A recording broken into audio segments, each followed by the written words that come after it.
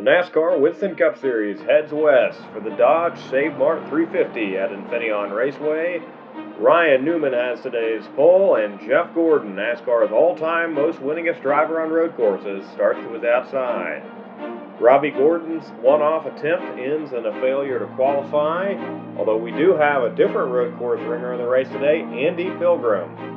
Yeah, Andy makes his first Winston Cup start. Of course, he was teammate to Dale Earnhardt at the 24 Hours of Daytona a couple years ago. So great to have Andy in the field today. Fifth Dale Earnhardt Inc car. We also got Boris Said in the field today. Pace car heading towards pit road. Field making their way around that tight turn 11. Gordon momentarily surges ahead, but Newman will have the inside advantage here through the first two left-hand corners. Field heading up towards the flag stand. We've also got road course ace Ron Fellows starting there on the second row. And green flag in the air. We are racing in wine country.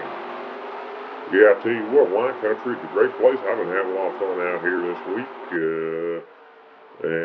Yeah, Ryan Newman, he drives great up the hill there. Although, look at this, Jeff Gordon got back to his inside there. He had the advantage through that turn two here. Newman's got the advantage in this corner. Can he clear Gordon? It looks like he will not. Gordon gets a great run there, and as we come up here to the far end of the speedway, Jeff Gordon might just have the advantage. Yeah, a couple cars spinning as they head down the short chute, including Ron Fellows, Adam Petty there. And as they start to head through the S's, it looks like Jeff Gordon has cleared Ryan Newman. Of course, he's on a 39-race winless streak. He's tied for the most road course wins with Bobby Allison, Richard Petty, and Rusty Wallace at 6. He could break the tie if he can win today, but he's had a very tough season so far. Of course, they switched to interim crew chief Brian Whitesall a few weeks ago at Dover.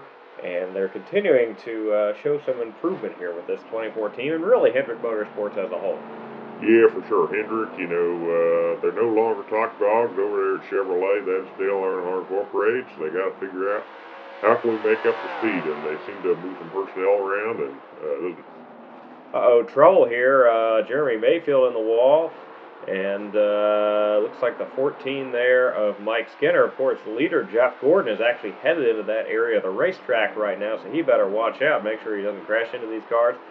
Nearly gets into Mayfield there, but is able to dodge it. Everyone has gotten away from that mess and is going once again. But yeah, as Gordon goes through the S's here, he has built up a huge lead. And while there have been some improvements with that Hendrick team the last few weeks, it certainly doesn't help that Jeff Gordon is one of, if not the greatest NASCAR road racer of all time. Yeah, I tell you what, he really just could turn left and right. Of course, I turn left and right on them regular oval tracks, especially when I play them NASCAR Thunder games. I love to go the wrong way and just see what happens. But yeah, Jeff, of course, turned left and right where he's supposed to. Speaking of turning left and right where he's supposed to, how about this man here, Andy Pilgrim? He's having a top 10 run today in this 16 car. Great Winston Cup debut for him. Yeah, Pilgrim obviously a very accomplished road racer, so great that Dale Earnhardt was able to give him an opportunity. He's going to run at Watkins Glen as well. Reminds me a bit of when he brought Ron Fellows in a couple years ago. Yeah, Andy, really had a great run today, and also Dale Earnhardt Jr. Solid run. Road course is not his forte, but he's running in the top 10 here as well, and that should allow him to continue to lead the Winston Cup points after today. That's great for him. You see there, Jason Leffler goes to the inside of Sterling Marlin. Looks like Jeff Burton going to try to make his way through there as well. Meanwhile, Steve Park, who's usually a threat on these road courses, he's had kind of a rough day. You see here, a lot of damage. And unfortunately, I think that's going to set him back on the Winston Cup points. Yeah, Steve was hoping to have a good day today. As we mentioned, his teammate Dale Earnhardt Jr. not great at road courses, but fortunately hit the wall. So he looked here, last year's winner, Jerry Nadeau, also not having a super great day. He spun out, and he's right back here with Elliott Sadler and Tom Bodine. His teammate, though, Jeff Gordon, certainly has been the class of the field today. Gordon takes the white flag here, coming up on some lap traffic of Bill Elliott there, Mike Skinner, And that car without a hood, that is the 92 of Bobby Hamilton. But as Gordon heads up the hill one final time here, he really just needs to stay smooth. There's no challenge behind him. Don't pass these lap cars unless the opportunity is golden. Yeah, no reason to force the issue here. It's heads up here. Hopefully none of these guys spin out. Looks like they're all going to make it through okay. So Jeff Gordon just has to go through the hairpin here and then start going through them S's one final time. It's been 39 races since Jeff Gordon, the three-time NASCAR Winston Cup Series champion, last visited Victory Lane. As he heads through the S's for the final time, he's heading up towards turn 11 with a chance to become NASCAR's all-time winningest driver on road courses by himself. Heading up to the final corner, Jeff Gordon goes to the inside of Bobby Hamilton. It looks like he will put him a lap down. He may get Mike Skinner here as well. And off of turn 10 towards 11, Jeff Gordon is going to become NASCAR's all-time winningest road course driver and break a long winless streak. Jeff Gordon wins at Infineon Raceway. Man, that's awesome for Jeff. You see Dale Earnhardt Jr. here, he extends his points lead. Steve Park falls a bit. As how about this, Casey Atwood in 4th place? That's awesome. We're here in Daytona Beach for the second time in 2003 for the Pepsi 400. Michael Waltrip has the pole with his teammate Ron Fellows to his outside. You see Kurt Busch there on the second row with Ryan Newman. Another great starting effort for Ryan Newman there. You also see once again a 5th Dale Earnhardt Incorporated car there, the 16 of Kerry Earnhardt. 4 cars going home tonight. Tonight is also a Winston Noble 5 race. Let's take a look at the contenders here. Earnhardt's father and son, as well as Ricky Rudd, Casey Kane, and Jerry Mayfield, although it looks like Rudd may have a problem right now. He's down on the apron. Yeah, we're hearing something technical there. I think they're going to have to come down pit road before the race starts. Before we talk any more about Rudd, we do want to bring up there's a driver making his Winston Cup debut tonight in a 3rd car for Petty Enterprises. That's Shane Neal. Currently sits 9th in the Busch Series standings, really is a standout down there, and is also the first Winston Cup driver known to be bipolar. Yeah, great to have Shane as a field. He'll be a great addition to this series. We got Rudd here. Yeah, it looks like unfortunately he will not be running for $1 million tonight. He's on the apron there, actually in the grass right now, and trying to stay out of the way of these guys in the field. You see his teammate there, Jeff Green, it looks like is going to take his spot on the grid there next to Jack Sprague in the 0 car. Yeah, we're paying back here, Emil. Like we said, really yeah, great little racer, and ever since he got that diagnosis, got treatment for it, he's really had his head on straight and is doing some amazing things down there in the Busch Series.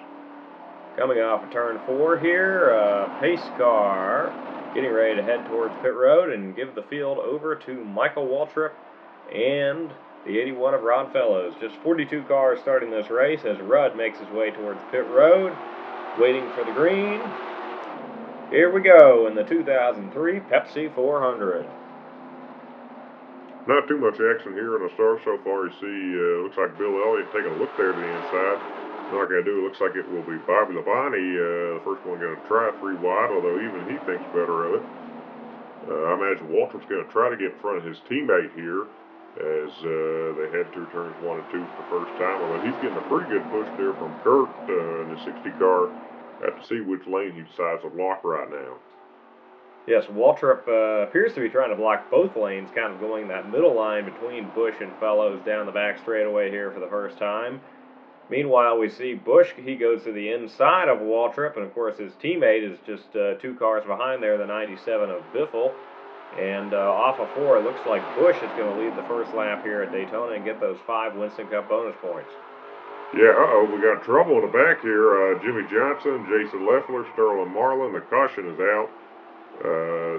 And Kurt did not get back to the line before they threw the yellow. So he will be the leader here on the restart. Kurt Busch leads them back to green single file. He's got the 9 of Elliott Sadler and the 15 of Michael Waltrip behind him. Lap car of Bobby Hamilton on the inside. Green flag back in the air. We're racing at the World Center of Racing once again. Yeah, great start for Kurt there. The lap car is able to use as a pick. Who's going to be the first one to go double file out of the lead lap cars. Nobody up front, looks like. Actually, it looks like it's going to be Ron Fellows goes down there, although Hamilton's going to slow him up quite a bit. He's going to try to go 3 wide beneath Hamilton and his teammate Michael Waltrip, and it looks like Ryan Newman is going to go with him. Yeah, Hamilton's able to dive in line there behind Waltrip, between Waltrip and Greg Biffle. Here comes Bill Elliott. He's a great super speedway racer. He goes to the inside of Busch. Question will be, of course, where is Michael going to go? Yeah, these 3 cars have been able to separate themselves a little bit as Hamilton is kind of holding up some of those leaders behind them. Fellows and Newman are able to get past him there as Elliott is going to lead this lap. Here comes Waltrip to the inside, and it looks like he's going to have help from his teammate there, the 81, and actually his other teammate, Steve Park, coming into view there as well. Yeah, all them Dale Earnhardt Incorporated cars running great tonight. You'll see Adam Petty, of course, one of 3 Petty Enterprises cars with Shane Meal in the race. He's up to 3rd on the inside there. His teammate Bodine a few cars back, and then the 34 Meal a few cars behind them. They're all on the inside right now. Waltrip continues to lead, although here comes Fellows to his inside. And looks like Fellows, Adam Petty, Steve Park, Mark Martin, Tom Bodine. They're all locked up pretty good right now. I think they're going to blast past that outside line. They're a little more organized off before more cars join them. You can see Terry Labonte and Ricky Craven drop down. And Fellows pulls up in front of his teammate, although here comes Adam Petty on the inside. He wants to lead. McMurray moves up, changes lanes, goes to the outside there in that 36 car. And, we got another one of them cars, Bobby Labonte. He's having a problem here. Yeah, it looks very similar to Ricky Rudd on the initial start. Has to pull onto the apron. It's an awfully warm night here in Daytona. That can cause a lot of those technical failures. But I can tell you who's not having any issues right now. That's Adam Petty, who leads the race, although perhaps not for long, as Steve Park goes to his inside with help from defending Winston Cup champion Mark Martin. Yeah, never marked out on them super speedway tracks too. Although I'll tell you what, Steve Park, he has not won on a super plate track, but as we know, Dale Earnhardt Incorporated, they're definitely the masters of these tracks, where his teammate Dale Earnhardt Jr. has actually won the last 2 runnings of this event. Well, unfortunately, with how Labonte kind of split up the pack, he is not in this lead group right now. Go on board here with Mayfield. He's going 3 wide to the inside of leader Steve Park. You've got Dave Blaney there in the middle lane.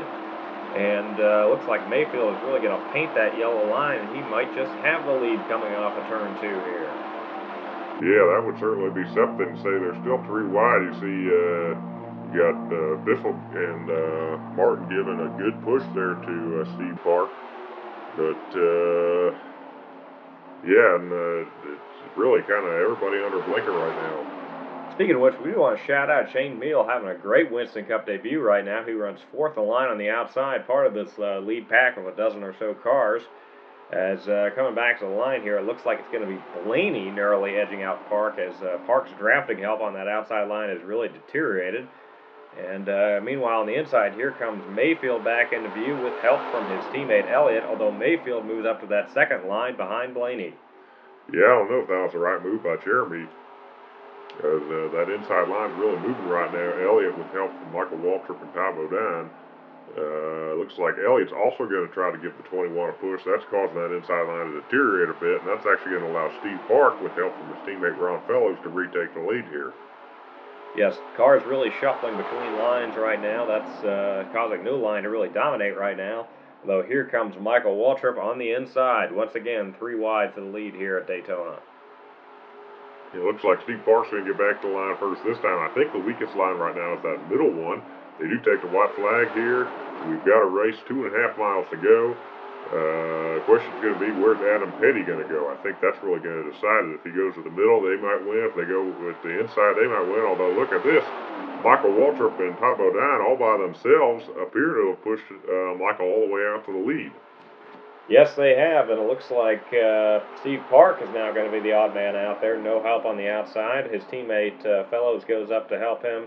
That leaves Blaney the odd man out, and all that shuffling has allowed Michael Waltrip to clear the field here. I think the only one that could beat him is Bodine. Off of 4, Waltrip goes up to block his teammate Steve Park, and Michael Waltrip is going to get his 2nd career NASCAR Winston Cup Series victory here at Daytona. ending a 55 race winless streak, and it's the 4th win of 2003 for Dale Earnhardt Incorporated. Yeah, and great top 10 run for his teammate Steve Park, too. That's going to close up the point standings here a little bit. So, yeah, Blaney is 159 back down, Park 198, so much closer than last week. Here we are at the still relatively new Chicagoland Speedway for the 2003 Tropicana 400. Dale Earnhardt Jr., Winston Cup points leader, has today's pole in that special Major League Baseball paint scheme with defending Rookie of the Year Jimmie Johnson to his outside. 2 drivers fail to qualify, including Terry Labonte, say he is out of past champions provisionals, and that owner point swap with the Zero team earlier this season appears to be biting him a little bit. 2 DNQs today as Shauna Robinson's in the field. It's the first of 2 starts she's going to make for Penske Racing. Her associate sponsor Tropicana sponsors this race no longer here. Of course, she previously drove for Penske co-owner Michael Kranifus. So it kind of makes sense. But yeah, she's going to be here and then at Indianapolis in a few weeks where she got a 3rd place finish last year. Yeah, it's great to have a Midwestern driver in the field at a Midwestern race, Shauna Robinson being from Iowa. And Dale Earnhardt Jr. and Jimmie Johnson lead them around turn 4. And they're getting ready to take the green flag here. Earnhardt Jr., of course, was the 2001 winner here at Chicagoland Speedway. That was the inaugural event. And here they come to take the green flag. We are racing in the 2003 Tropicana 400. Not a good start for Todd Loudon, the 43 there.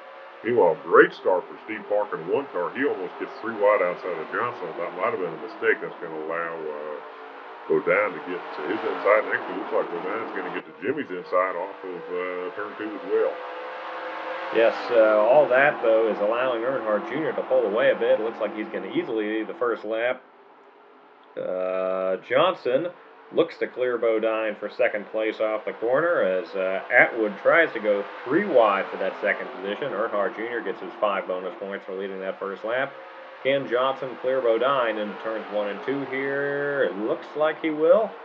And as Earnhardt Jr. drifts up the racetrack a little bit, that may give Johnson a run down the back straightaway. Yeah, we haven't talked a whole lot about Jimmy this year. Like Jeff Gordon, kind of had some struggles, although he's generally been the best Hendrick car this season. But now he looks to the inside of Dale Jr., and he might just get some bonus points here. Earnhardt Jr. will lead the 2nd lap, but Johnson has a strong run down the front straightaway, a little bit of a draft off that 43 of Bodine. And heading into turns 1 and 2, it looks like Johnson is going to look to the inside of that 8 car. We go on board with him down the back straightaway. And as they head towards turns 3 and 4, I believe the advantage is going to go to the 48. Yeah, Jimmy really paints that white line real nice there. Junior gets the wall a little bit after the top of 9. That's going to allow Jimmy to clear him the stripe. And actually, here comes Casey Atwood trying to take the 2nd position as well.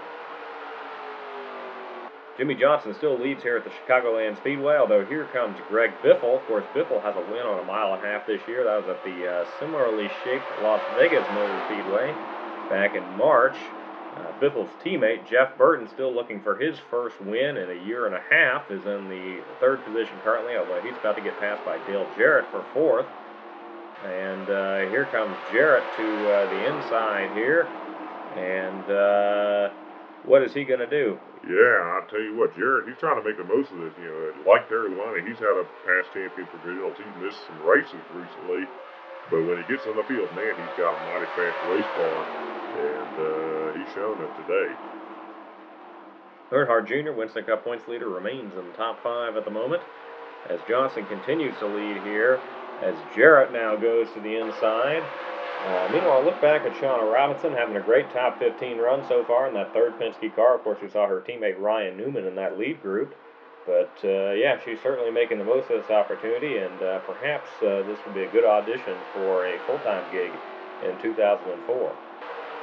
Yeah, I don't know. I'll tell you what, though, we got a battle for the lead on our hands here off of turn 2. Dale Jarrett on the inside of Jimmie Johnson. Last time we were on a non-restrictor plate over, that was Michigan. And Dale Jarrett won there and is looking to make it 2 in a row. Yes, off the corner. Jarrett's going to be the leader, but not for long as Johnson gets the wall. Here comes Biffle to his inside.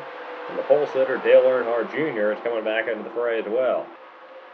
Yeah, Dale Jr. Has really been great all day here. Of course, he was sort of uncharacteristically out of the picture last week at Daytona, the super plate track. Greg Biffle continues to lead here at Chicagoland, coming up on some lap traffic. Kevin Harvick, Bobby Hamilton, Jerry Nadeau. But new player up front here between him and Dale Jarrett. That's that 21 of Dave Blaney, who currently runs second in the Winston Cup points. Yeah, Blaney has been very quietly consistent all season long in that Wood Brothers car. He's really turned this program around, and the old Buckeye Bullets proved to be a pretty great Winston Cup driver, I'd say. As he goes to the inside here, he's going to lap Jeff Gordon, and now he's going to try to lap Kevin Harvick up in front of him as well. Yes, he goes to the inside of Harvick here. Meanwhile, Jarrett gets around Biffle for the second position. It looks like Atwood's going to try to follow him through as well. The lap cars are now too wide in front of the leader. That's going to allow Jarrett to close back in.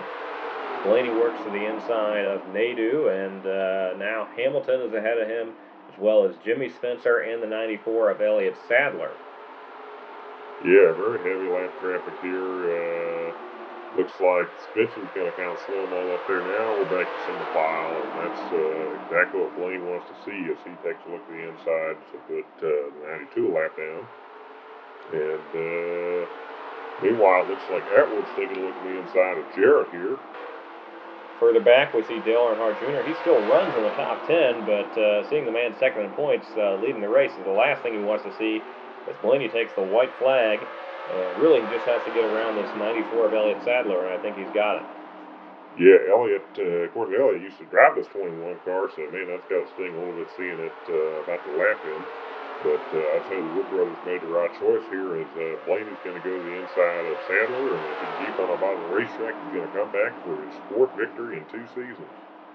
Yes, off of turn 4, Dave Blaney appears to be on track to be the Wood Brothers' most successful driver in decades. He wins the Chicagoland for his second career win of 2003, and he closes in on Dale Earnhardt Jr. for the Winston Cup points lead. Earnhardt Jr. finishes 6th, and Steve Park 8th, so they remain in the title fight.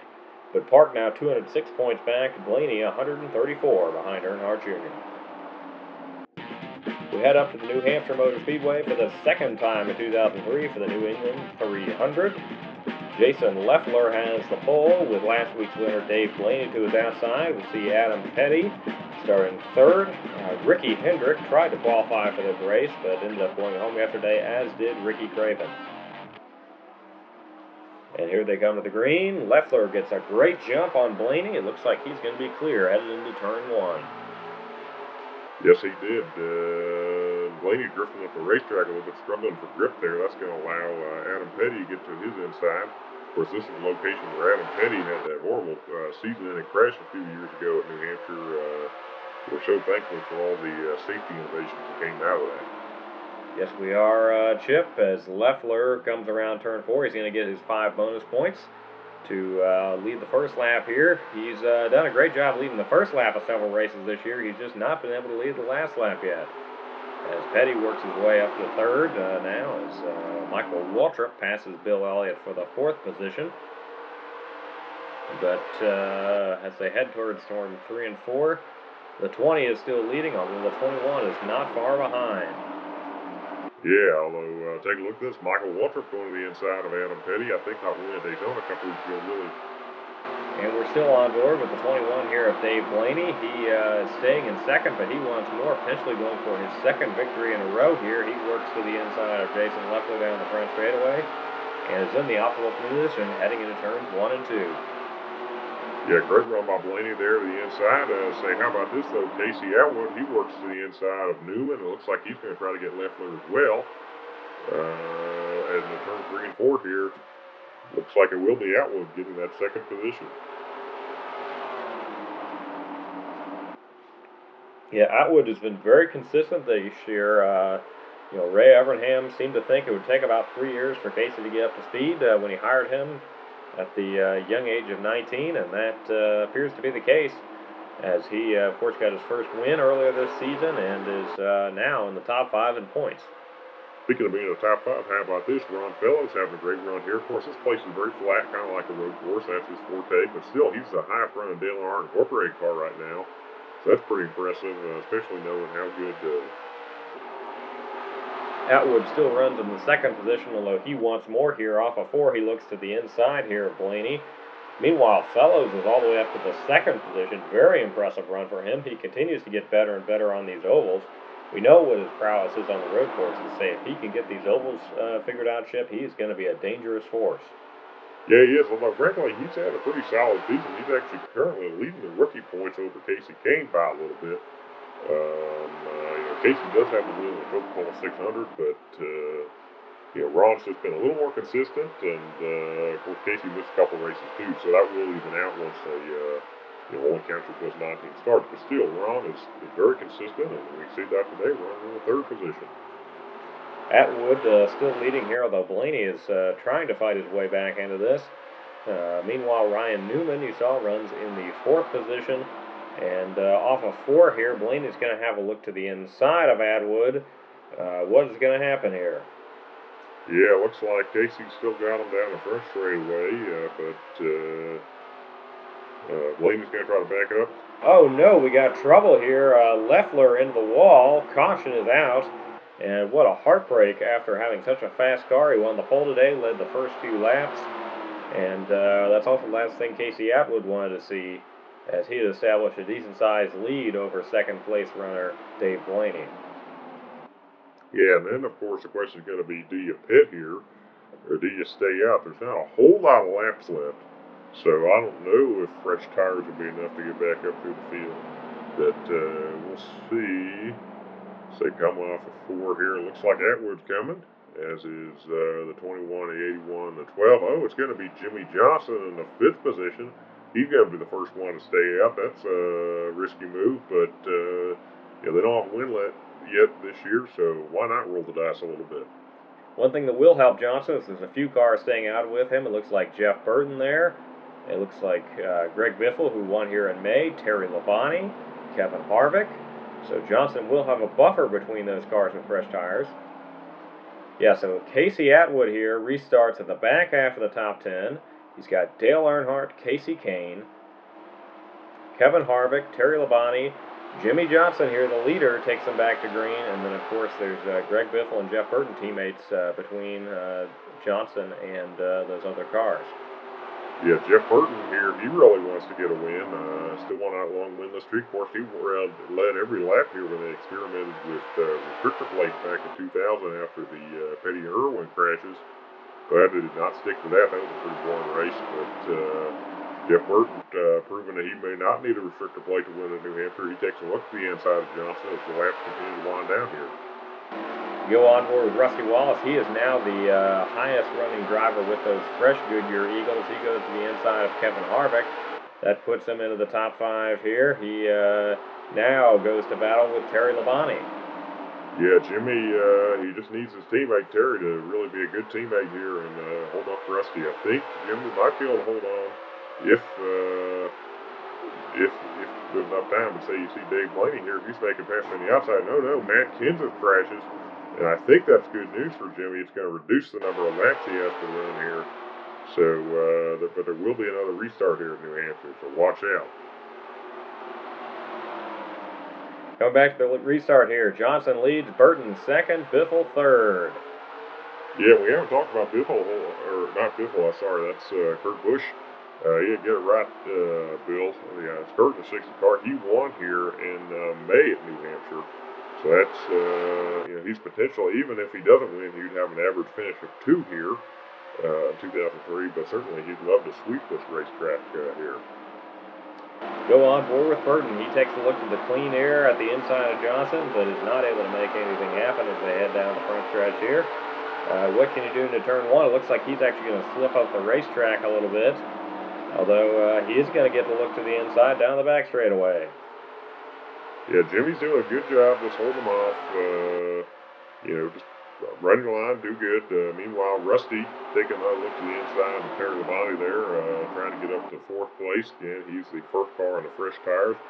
Although also don't count out Dave Blaney. He led a lot of laps earlier, and he's up to 6th behind Harvick. What can Rusty do here down the back straightaway? Oh, how about this? Bell Elliott is about to pass Blaney. He's also on them press tires. Of course, he had a win on a flat track Martinsville earlier this year, so that team is well set up for this. As Rusty appears to be a little bit of a sitting duck right now. It's kind of stuck behind that 5-car. As once again, we talk about Kurt Busch going for 2 top 3 finishes here at New Hampshire in 2003. That's great for him, although it looks like Terry Labonte wants to do something about that as he goes to Kurt's inside. Rusty's going to be excited to see them battle here. Yeah, although I think 2 wide may actually end up slowing Rusty's progress compared to the 2 leaders, Burton and Johnson, as he does get to the inside of Busch off of 4, but still stuck behind that 5-car Labonte. Meanwhile, Labonte's teammate Jimmy Johnson takes the white flag. I think he may just have this. Yeah, of course, he got win at New Hampshire last year, actually in this race, the summer race, so he's going for 2 in a row here, and would also be Hendrick Motorsports' second win in 4 weeks after his teammate Jeff Gordon won at Infineon a few weeks ago. So quite a rebound for the Hendrick team. Looks like his teammate Terry Labonte is going to hold on for 3rd as Blaney goes to the inside of Rusty for 4th. And off of 4 here, it is going to be Jimmy Johnson. He gets his 6th career win, his 1st of 2003, and his 2nd straight in the July New Hampshire race. May winner Kurt Busch finishes 6th. Blaney once again closing up that points lead. It's down to just 99.